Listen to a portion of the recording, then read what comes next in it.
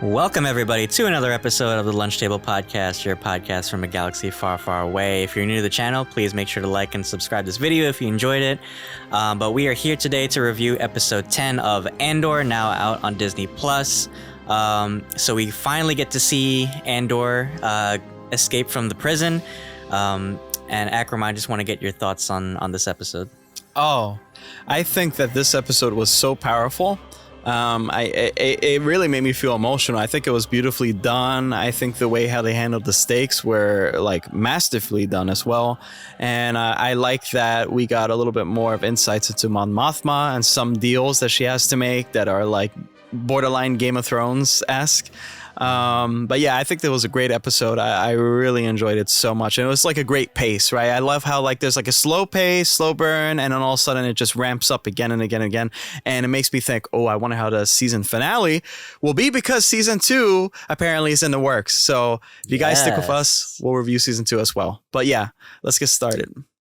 Yeah, man, this was an awesome episode. So much action, so many plans, finally get resolved. And I love that now Kino is kind of like on board with this whole plan, because now he finally realizes, there's no way that I'm getting out of this place without a fight. So he kind of like helps Cassian kind of like inspire these inmates to finally rebel against the Empire, right? And yeah, we did see some dealings with Mon Mothma. She's dealing with like this banker guy, and he had like a very like Game of Thrones like proposal to her. He's like, oh, I want to have my son kind of like eventually marry your daughter too for this deal. And also we saw Luthen. He's kind of like, we saw like who his informant was in the Empire. It was Lonnie. What the fuck? If you guys don't know, that's from Halloween Kills. It's just a character. So yeah, we get to see Lonnie. He's in the ISB, and he's actually like close to Deidre, and he's like feeding Luthen this information. And I wonder like what Luthen's like next steps are. But starting off with Cassian, yeah, what did you think of the whole like prison escape? Yeah, I love the confrontation he had.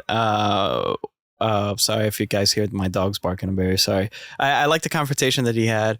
It kind of reminded me of Chris Pine with Gal Gadot and Wonder Woman when he was like, all bets are off. We got to get out of here immediately. So I felt nervous through the whole episode, and they realized that they're never going to get out, so they might as well do it. And if they die, they die, right? And it felt very like Dark Knight Rises as well. And I think that just this ensemble of people really collaborating was beautiful. I felt bad for actually many of the deaths. A lot of characters that are extras you don't really care about, but I actually did feel bad because I was like, oh, you guys are right there. So I think that they struck an opportune moment as well. And I think that the way how the fight was carried on too, and I know we're just talking about the beginning anyways, but there's like an inner turmoil as well. It's like, I'm nervous, I don't want to do this. And I think that was just like beautifully done. And there's a realization that, again, we might die. So let's give it everything we have. Let's hear your thoughts. Yeah, I love the kind of like their motto was like one way out, right? That's their kind of like their battle cry, right? And yeah, I just love the whole execution of it. Like Andor, he's like really like pushing, like, he's like, man, we got to do this like today, right? Like as soon as that new guy comes in, this is when we have to execute, because otherwise we're gonna be waiting a long fucking time before we get the next chance, right? So I love how he did it. He starts like a water like leakage, and then as like a distraction, and then also I was wondering too, because he said like there are not that many guards, and they're kind of like afraid of us, and because they need this facility. I was wondering what if they were actually like making parts for like the Death Star too. Because it seems like a very like crucial like facility, even though it's just like a labor camp. I was wondering maybe like the Empire needs like this many inmates to develop these Death Star parts. It was curious to think about. But when we actually like get to like the scene, yeah, it was very tragic. A lot of the extras died, unfortunately. It's still weird to me that they're all humans. I kind of wanted to see like some aliens. Like, what if there was like a Wookiee there? Like he would just like tore the arms of some of the Empire people apart. Yeah, it really feels like there's stakes involved. And they actually like overtake the prison, and they, you know, Kino takes control of the command center, and he actually has this. It felt like Captain America, like when Captain America was like talking to Hydra. It's like, what did he say? I forget. He was like, I forgot to be honest with you. I forgot the speech. I know that was beautiful and endearing though, because I felt like to get up and escape from my house for some reason after that speech. Right. He's like, the stakes may be high, but I'm willing to bet I'm not the only one. Right, exactly. Something like that. Yeah, I thought it was a beautifuful speech from Andy Serkis. He really like delivered this character a lot. I'm so glad that, you know, he's so involved live action in Star Wars.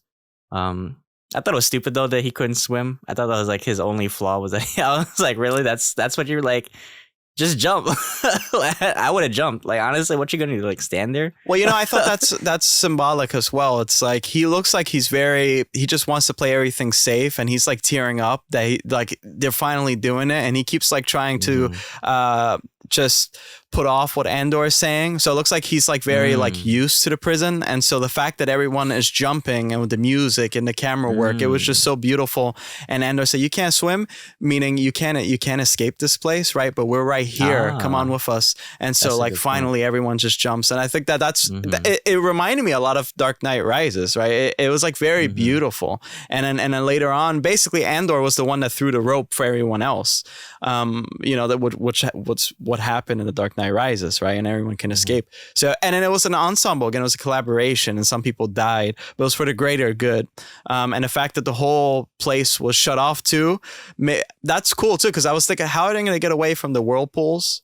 Remember that? And then no, it shuts off, and it'll take months. But I also wondered, it's like, wouldn't there be like some alarm to notify the Empire to like go down there? Yeah, I thought about that. I was mad because Cassian left the two guys alive. I was like, couldn't they have just like called for like reinforcements? Because they had like backup powers. Like, wouldn't you think they would have called like the other prisons or something? Like, I don't know why we would have kept. I would have at least like locked them in a closet or some shit, you know. Yeah, and it's crazy because we predicted we were thinking like maybe it was gonna be Deidre or it was gonna be Vel that gets him out, but he does it all on his own, and it really shows like, you know, Cassian's fire inside him, right, as a leader and a true rebel, right? Exactly, and I think that was important. I prefer now thinking like back. I think that's a smart move. The fact that he was the one that like to get the pieces moving, right, to ignite the flame, and also I wanted to talk a little bit about K2SO because Alan Siddiq or whatever his name is casted as K2SO in the show, but I now remember a comic series that's canonical. It's the Andor spinoff from Rogue One, and I do remember that they show how K2SO and Andor met. So I'm wondering, are they going to rehash that just like the way how Tales of the Jedi with Ahsoka kind of rehashed the Ahsoka novel? So perhaps that'll happen. Maybe because I know that he's with two spies, and they're like alien or something, and they go on a mission together. So I wonder if the season finale will kind of lead into that with K2SO. Like maybe he's like a surprise character, and everyone says, "Oh my god, how cute," or whatever. Maybe he's not that important. I don't know. Yeah, I was wondering like if we're gonna see him before the end of the show. I would have loved to see him, you know, because I think he adds like such a comedic relief, to Andor's kind of like serious nature. Yeah. But yeah, what else stood out to you in this episode? Because also we heard about Marva. Apparently, like she was like not taking her meds or something. It was like a weird scene. They were talking about like her doctor was like talking like she wasn't taking her meds or something. Well, primarily that's that. We already said a piece about that, but I still wonder if Andor will reunite with Marva. I hope so, because the end of this episode, it was this one guy that seemed like to really like Andor, and I think he even that guy. I'm sorry, I don't really know his name, but he stuck with Andor even until Rogue One, right? In this ensemble picture where they're all together, and that actor was there. But I wonder how they're gonna get back to Marvel, if they will get back to Marvel, or Andor will get back to Luthen. But what stood out to me was Luthen. It seems like you're kind of now in the gray, right? Luthen it seems like this black ops officer or something where he sacrificed so much. And I just love that conversation he had with Lonnie. Lonnie, what the fuck? and it was like, and it shook me too, because I was like, oh shit, Lonnie actually is with the ISB. And I was like, oh my God, he's there. What? So they have rebel like spies everywhere, right? They're everywhere. But I think they had to play dirty. And I think Luthen you have to start somewhere, and the start isn't also bright. So I want to get your thoughts on that whole scene, because Stellan Skarsgård, he acted so good there. Like, I love that monologue. I just love the way how it was written. Like, I want to get a tattoo of that. So what are your thoughts? Yeah, his delivery was awesome. It really felt like he's been harboring that pain in him for a while, and to be asked that was kind of like a slap in his face. Like, oh, what am I sacrificing? Like, I literally sacrificed my life, my reputation, just podcast, and this podcast, the lives of everybody that's been connected to me, right? So it's like he has the most to lose from this rebellion, right? So, yeah, I love how like that whole conversation, and I love just like the scenery, like Coruscant, and just like how, like, I don't even know how like down below Coruscant they were, but it seemed like it was like really deep. Yeah, I love that whole interaction, and in a way, I kind of like sympathize with Lonnie, because he did say like he had a daughter, and he's trying to keep her. So like, I have a daughter in Gilead. Yeah.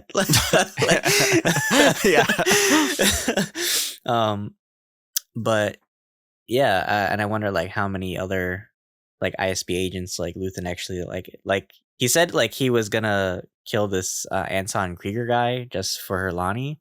But I feel like Luthen this whole series, like, you really can't trust his word. He seems like he was even at one point like saying like how expendable Andor was. So I think he is the type of guy, like you said, he's very Black Ops. He's like, he'll do anything to get the job done, right? He'll make these underground deals if he has to. He's not afraid to kill agents if they become expendable, right? But yeah, what do you think we'll see with Luthen for the rest of the season? Yeah, well, we have 2 episodes left to review. I think that Luthen, I don't think Luthen will die. I hope he doesn't, but I think that Luthen eventually will take it too far. So, it kind of reminds me of those movies where it's like Sicario or something like that. Like, this show, I feel like it's slowly morphing into a type of situation where they have to work under the government's radar, or they have to work under the radar of morality. They have to play dirty, fire with fire. And I think that this is the most important time to do this, because this is when the rebellion will kick off, and you have to make a strong statement. And we saw from the heist, they already tried to make a strong statement. They want to make something really stronger. And I think a lot of casualties will happen. A lot of people will die. I want to see more of Vel, though. I want to see more of an interaction with Vel and Luthen. And I want to eventually see Luthen talk again with Mon Mothma, because Mon Mothma keeps inviting danger in her own home, and Luthen's life is basically dangerous all the time because he's playing a fictional character. So I want to see the back and forth. I want to see if Mon Mothma will try to get out of her household, and will Luthen help her? Like, I think he's a great person to help people, but you have to do something for him, though, for the greater good, in order for him to help you. So I wonder, and also Cassian, I want to see another interaction, because again, Cassian kind of reminds me so much of Luthen. There's like a nice parallel. What do you think? Yeah, I'm actually thinking like, who I would love to see like in season 2? I would love to see Princess Leia. Oh, like, even if they do like a young version of her, I would love to see her interact with Mon Mothma and Luthen, because she is both diplomat and rebel. Right. And we saw her, what her younger self looked like in Obi-Wan. So I wonder, like, if they did it in this show, like her growing up, like her teen years, like she starts learning more about like the Empire and shit. So I would love to see like more of her involved. Yeah, I wonder what's going on with Vel too. Like last episode, she met up with Mon Mothma, but like, where does she go from here now? Is she still hunting for Cassian? And we didn't see our good friend Cyril also in this episode. He probably went to eat a bowl of cereal or something. I don't know. Well, Dedra, and him too. Yeah, and he's trying to like hook up with Dedra. He's trying to hook up with Dedra? Right. That's where he was this episode. He was on Tinder trying to match with Dedra. Right. That makes sense. Okay. So I wonder like where his story also goes, because they've been setting his character up for something bigger. Like, is he gonna find Cassian? Is he gonna try and like kill him himself or something? Is he more involved with the Empire? Like, I want to know where, because so far his character has just been like, he's just been living with his mom for like 3 episodes trying to get a job. But I feel like they're building him up for something bigger. So I wonder, maybe season 2, like he'll actually like get a promotion and he'll start having more responsibilities in the Empire. Maybe he becomes like a lieutenant or something. Maybe he like finds his way under like, I don't know, let's say like Grand Moff Tarkin or something, right? He starts, training to become like a Imperial officer or something. Yeah. But overall, great episode. I love the show so far. The writing has been incredible. The scenes and just the direction, the cinematography have been incredible. So I would give this episode honestly a 9 out of 10 for me. How would you rate it? Yeah. I would give it a 10 out of 10. I really enjoyed this episode, and it's getting darker now. I could tell it's kind of getting darker, and I think deep down in its core, no one is really good here. In this Star Wars version that they came up with, and I feel like everyone has to do something to achieve a certain goal. Mon Mothma with her child, Luthen with his assets, Andor. Everybody has to give a little in order to take. So, yes, I would give it a 9 out of 10, and that I guess is our review for Andor episode 10. Yeah, Dylan, take us away. Well, thank you guys for tuning in for our review of Andor episode 10. We still have 2 more episodes left in this series. If you're following our podcast, we do week by week reviews, so you'll want to stay tuned for that. Like I said before, make sure you're liking and subbing the channel if you're not already. We have a lot of Star Wars content that we've already covered. Obi-Wan is one of them, Boba Fett. Mandalorian will be reviewing definitely when that comes out for season 3. And check out our other playlists as well. We also covered Handmaid's Tale, which we've been reviewing side by side with this series. But yeah, so much content for you guys. We are reviewing Black Panther Wakanda Forever this Friday, I believe. So you guys want to stick around for that. But thank you guys so much for tuning in. You can check us out also on Anchor, Apple Podcasts, and Spotify as well. And you can check out our social media platforms on Instagram and TikTok as well. Thank you guys so much for tuning in, and may the Force be with you. May the Force be with you. See you guys.